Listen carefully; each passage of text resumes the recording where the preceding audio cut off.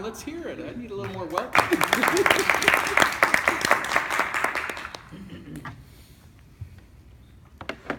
One of the greatest powers in the world that you and I have seen evidence of is not found in a physics book.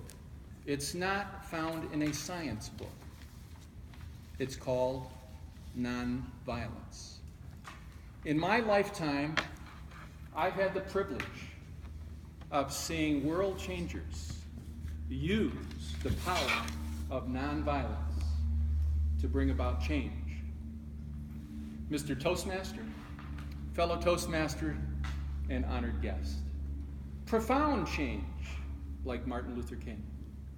In the 60s, I was a teacher. I lived through the tumultuous 60s.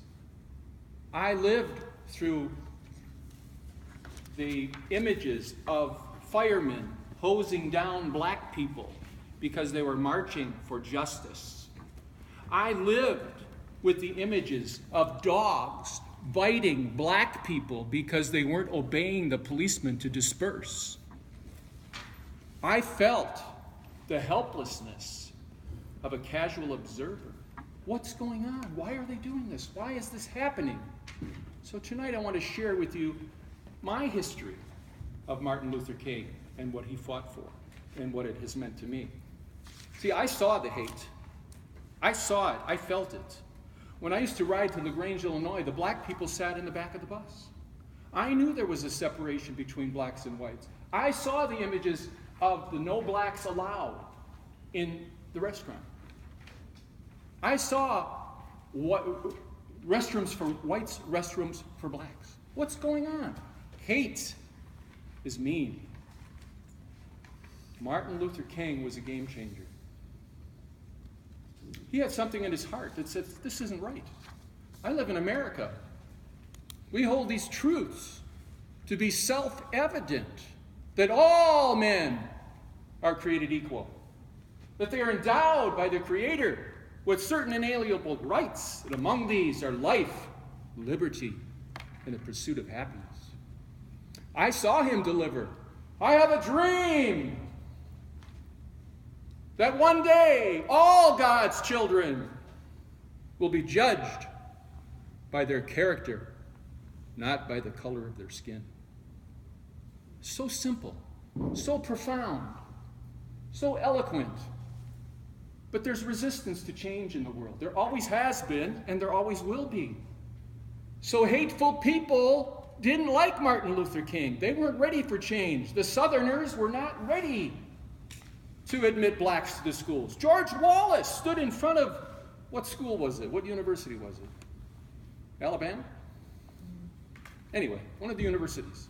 Stood in front of the doors while policemen came up the stairs to escort some black students.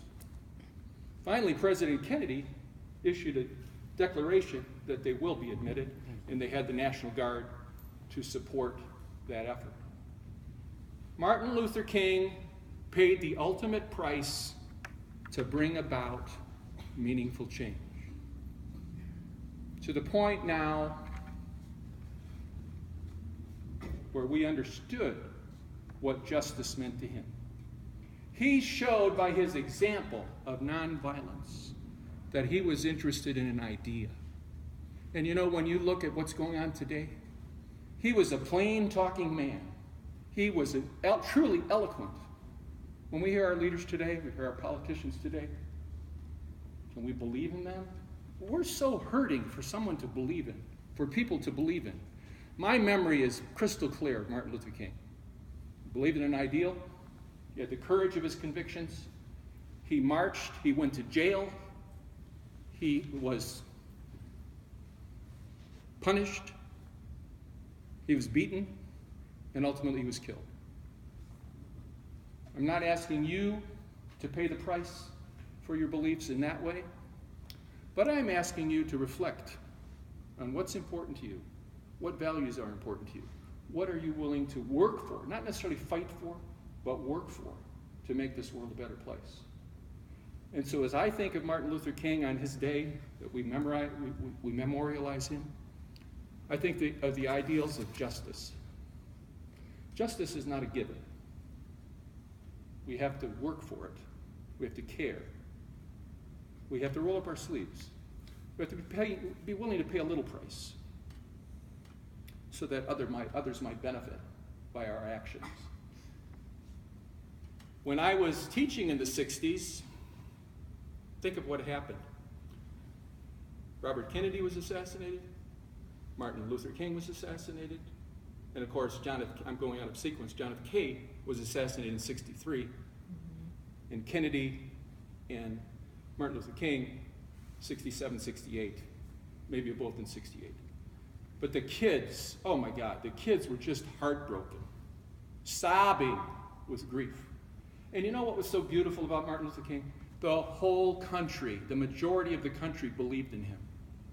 And they knew when his life was taken that we lost a great man.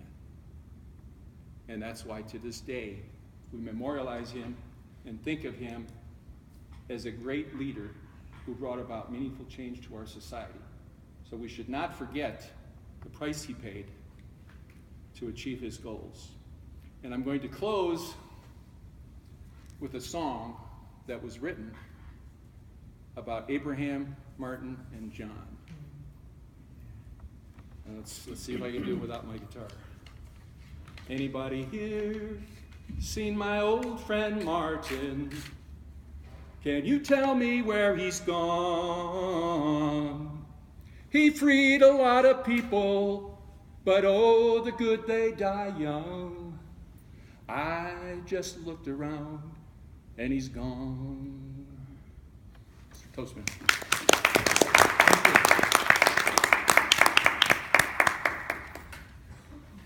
Thank you.